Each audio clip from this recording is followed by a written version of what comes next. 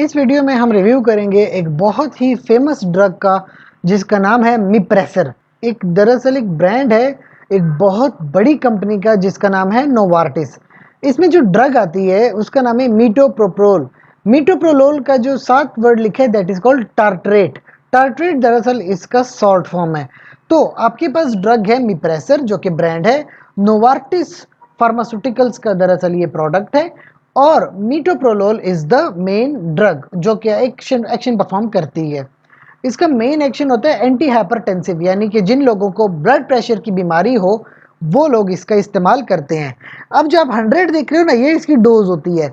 अब 100 के अलावा भी इसमें डोजेस अवेलेबल है। अगर आप देखिए 50 mg की भी डोज आती है और 25 mg की डोज भी अवेलेबल है। इसके अलावा इसकी कैप्सूल्स भी आती हैं। कैप्सूल में 25, 50, 100 और 200 mg की कैप्सूल भी आती है। तो सबसे पहले तो मैं आपको बताऊं कि ये ड्रग इस्तेमाल की जाती है उन मरीजों में जिनको दिल के मरीज होते हैं। यानी सबसे पहले तो ब्लड प्रेशर। अब ब्लड प्रेशर क्या एक दिल की बीमारी है।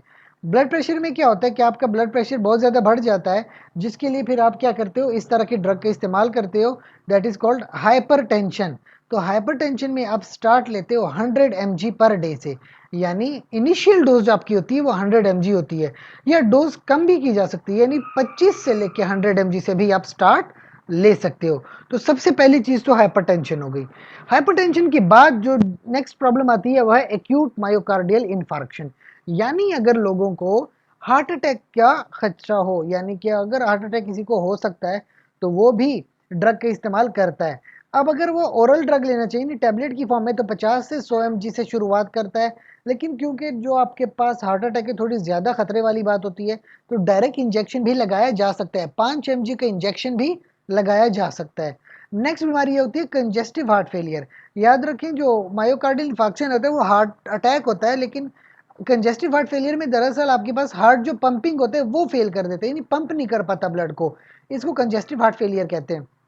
इसमें भी आप लो डोज से स्टार्ट करते हो, 25 mg पर ओरल से डोजेस जो हैं स्टार्ट करते हैं। फिर नेक्स्ट होती है एंजाइना। एंजाइना में क्या होता है कि ब्लड की तरफ जो हार्ट की तरफ जो ब्लड जा रहा है उसमें थोड़ी बहुत कमी आ जाती है। तो क्योंकि हार्ट को प्रॉपर ब्लड नहीं मिल रहा होता, ऐसी कंडीशन को एंजाइना कहते हैं।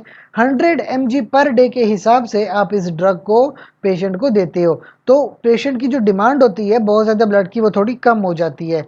तो ये मुख्तलिफ बीमारियां हैं जिनमें आप मीटोप्रोलोल का इस्तेमाल करते हो।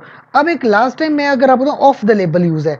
ऑफ द लेबल यूज़ का मतलब कि आप खुद से इसको इस्तेमाल करते हो और उसमें इफेक्ट देते हैं, लेकिन प्रेस्क्राइब नहीं किया जाता इस प्रॉब्लम के लिए। वो है माइग्रेन। माइग्रेन क्या होता है, जब आपका आधे सर का दर्द होता है उसको माइग्रेन कहते हैं। उसमें भी मीटोप्रोलोल का इस्तेमाल किया जाता है। 50 से 100 mg की ड्रग दी जा सकती है। फिर कुछ एडवर्स इफेक्ट्स या वार्निंग साइंस याद रखें।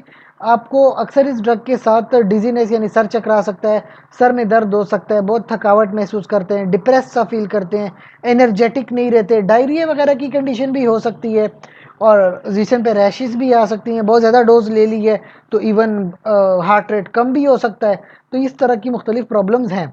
अक्सर जिन खवातीन को प्रॉब्लम होती है हाइपरटेंशन की प्रेगनेंसी के दौरान, तो वैसे तो प्रेगनेंसी में खुद से कोई ड्रग नहीं लेनी चाहिए, लेकिन मीटोप्रोलोल प्रेगनेंसी में सेफ ड्रग है। इसका बच्चे पे कोई ख़ास असर नहीं पड़ता, कोई एडवर्स इफेक्ट नहीं आता।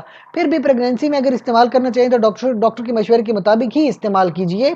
साथ में अगर इस ड्रग के बारे में कोई एक्स्ट्रा इन्फॉर्मेशन चाहिए तो कमेंट सेक्शन में पूछ सकते हैं। इसके अलावा हमारे चैनल को लाइक करें, कमेंट करें, शेयर करें और सब्सक्राइब करें। शुक्रिया।